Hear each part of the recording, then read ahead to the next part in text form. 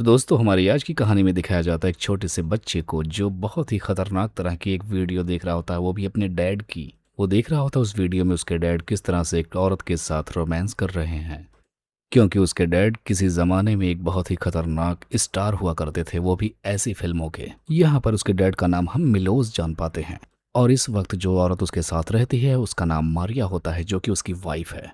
अब मारिया और मिलोन दोनों अपने बच्चे को उनकी ही वीडियोस को देखते हुए पकड़ लेते हैं।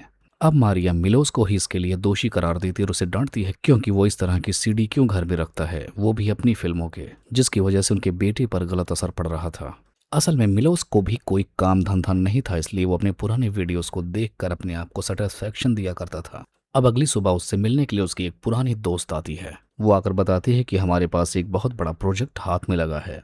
उन्हें एक खास तरह का डायरेक्टर मिला है जो एक फिल्म को कास्ट करना चाहता है, और इसके लिए वो उसे अच्छे पैसे भी देगा। अगले सीन में मिलोज और मारिया को दिखाया जाता है। यहाँ पर मारिया मिलोज से कहती है कि जैसे तुम अपने फिल्मों में लड़कियों के साथ करते हो, आज बिल्कुल वैसा ही तुम मेरे साथ भी करो। पहले तो उसकी बात पर मना कर देता है, लेकिन उसके फोर्स करने के बाद वो मान जाता है और उसी के हिसाब से जिस तरह वो वीडियो में करता था बिल्कुल वैसा ही करने लगता है। अगले दिन मिलोज उस डायरेक्टर से मिलने के लिए जाता है जो उससे अपनी फिल्म के एक प्रोजेक्ट का साइन करवाता है, और इसके लिए ये डायरेक्टर मिलोज को बहुत सारे पैसे दे रहा था। अब मिलोज घर आकर उस कॉन्ट्रैक्ट पर साइन करने से पहले अपनी वाइफ से पूछता है। मारिया जब सुनती है कि उसे इस काम के इतने पैसे मिल रहे हैं तो वो हाँ कर देती है। अगले दिन दिखाया जाता है ये लोग मिलोज को एक बिल्डिंग के अंदर ले जाते हैं जो कि एक अनाथ आश्रम था। वहां पर दो कैमरामैन होते हैं जो इस वक्त शूटिंग कर रहे होते हैं। तभी मिलोज के पास एक नर्स के कपड़ों में लड़की आती है जो कि एक और टीनेज लड़की को वहां पर बैठा हुआ दिखाती है, जिसका नाम जिगर होता है। तभी जीका की माँ आकर उसे वहां से डांट कर ले जाती है। शूट को खत्म करने के बाद मिलोज घर आता है और अपनी वाइफ को बताता है कि इस वक्त उसकी शूटिंग एक अनाथालय के आसपास चल रही है। अगली शूटिंग के दौरान दिखाया जाता है दो गार्ड्स आकर चीता की माँ को लेकर जाने लगते हैं, जिसके बाद वो नर्स मिलोज को एक कमरे में लेकर जाती है। यहाँ पर वो उसको जबरदस्त प्लेजर देती है, जहाँ पर जीका भी होती है जो कि दूर बैठकर आइसक्रीम खा रही होती है। अगले सीन में फिर से जीका की माँ को दिखाया जाता है, जिसको इस वक्त एक गार्ड पीट रहा होता है, और वो सारे बस मिलोज को प्लेजर देने के लिए फोर्स कर रहे थे। लेकिन मिलोज देखता है कि उसकी बेटी जीका सामने बैठी है और वो अपनी माँ को ये सब करता हुआ देख रही है। अब जीका की माँ उसे प्लेजर देने लगती है, और तब तक वहां पर वो डायरेक्टर भी आ जाता है और वो आकर मिलोज को शाबाशी देने लगता है। लेकिन अब की बार पता नहीं क्या होता है कि मिलोज गुस्से में गार्ड को एक जोरदार पंच मारकर वहां से चला जाता है। अगले दिन हम देखते हैं मिलोज उस डायरेक्टर के पास जाकर सीधा बोलता है कि अब वो इसमें काम नहीं करेगा, क्योंकि उसे बच्चों के साथ काम करना बिल्कुल पसंद नहीं। इस वक्त वो उस जीका की ही बात कर रहा होता है, क्योंकि उसकी उम्र 18 साल से भी ज्यादा कम थी। लेकिन वो आदमी बोलता है कि मैं सिर्फ बच्चों की ही इस तरह के वीडियोस बनाता हूँ। जिसके बाद वो मिलोज को और भी अपनी डायरेक्ट की हुई फिल्में दिखाता है, जो कि दिखने में काफी ज्यादा डिस्टर्बिंग होती हैं। इतनी घिनौनी फिल्म देखने के बाद मिलोज का दिमाग और भी ज्यादा डिस्टर्ब हो जाता है और वो सीधा घर की तरफ निकल जाता है। मिलोज की आंखें खुलती हैं अचानक से, वो अपने बेड पर होता है, लेकिन उसे कल रात क्या क्या हुआ कुछ भी पता नहीं चल रहा था। उसको कुछ ज्यादा ही वीकनेस आ रही होती है, जिसके बाद वो फौरन अपनी कार उठाकर वो उसी जगह पर पहुंच जाता है जहां शूटिंग चल रही थी। तब उसको याद आता है कि आखिर रात में उसके साथ क्या क्या हुआ था। असल में उस डॉक्टर ने मिलोज को एक खास तरह की दवाई दी थी, जिसके चलते वो फुल मोड में आ गया था और वो बिल्कुल डायरेक्टर के कहने पर चल रहा था।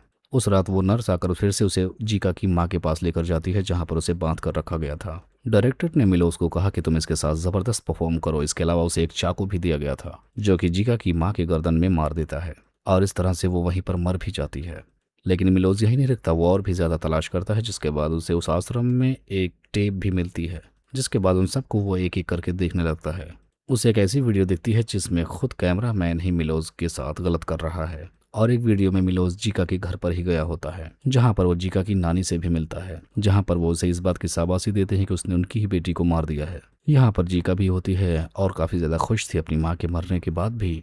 काफी ज्यादा हैरानी की बात तब होती है जब जीका की नानी जीका के साथ अब वही सब करने के लिए कहती हैं, और मिलोज ये सारी चीजें सुनकर शॉक्ड हो जाता है और फौरन वो एक चाकू लेता है, जिससे वो अपना ही औजार काट कर फेंक देने के लिए कहकर वहां से भाग जाता है। लेकिन हम देखते हैं उस डायरेक्टर के आदमी फिर से मिलोज को किडनैप कर लेते हैं और फिर से उसी डायरेक्टर के वेयर हाउस पर लेकर आते हैं, जहां पर नर्स फिर से मिलोज को एक खास तरह का इंजेक्शन देती है। लेकिन इस बार मिलोज वो इंजेक्शन उसी नर्स को भी लगा देता है। अब इतना सब कुछ करने के बाद वो वेयर हाउस के अंदर घुस जाता है और अब उसे सब कुछ याद आने लगता है कि वहाँ क्या हुआ था। मिलोज को वो इंजेक्शन देने के बाद एक रूम में लाया गया था, जहाँ एक औरत और एक बच्चे का मुंह ढक कर बांध कर रखा गया था। मिलोज दोनों के साथ ऐसा ही करता है, यहाँ तक कि उसके काम में एक और आदमी उसका साथ देता है।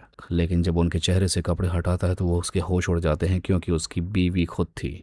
और वो बच्चा कोई और नहीं बल्कि मिलोज का ही बेटा था। इसी दौरान वहां पर वो जख्मी नर्स भी आ जाती है जो वहीं पर बेहोश होकर ओवरडोज की वजह से मर जाती है। इसी का फायदा उठाकर मिलोज ने डायरेक्टर पर अटैक कर दिया और उसका सर पटक पटक कर फोड़ डाला और मिलोज उस डायरेक्टर का गन लेकर बाकी सारे लोगों को शूट कर देता है। जिसके बाद उसने अपने बेटे पीटर और अपनी वाइफ मारिया को बेसमेंट में ले जाकर बंद कर दिया और फिर घर आकर उसने खुद को मारने की कोशिश की, लेकिन वो इस रात ऐसा ना कर सका। सुबह जब उसको जानकारी होती है तो फिर से बेसमेंट में जाता है जहाँ पर वो अपने बदहाल बीवी और अपने बेटे से मिलता है और ये सारे लोग यहाँ पर सुसाइड करने का डिसाइड करते हैं क्योंकि अब इनमें से कोई भी जीना नहीं चाहता था। कहानी के अंत में दिखाया जाता है कि मिलोज अपनी बीवी और अपने बच्चे को गन से पहले शूट करता है और खुद को भी कर लेता है और इस तरह से ये तीनों मारे जाते हैं। तभी यहाँ पर फिर से वही कैमरामैन लोग आ जाते हैं और बोलते हैं कि अब की बार हम बच्चे से शुरुआत करेंगे, यानी ये लोग अब मरने के बाद भी इनकी वीडियो बनाएंगे।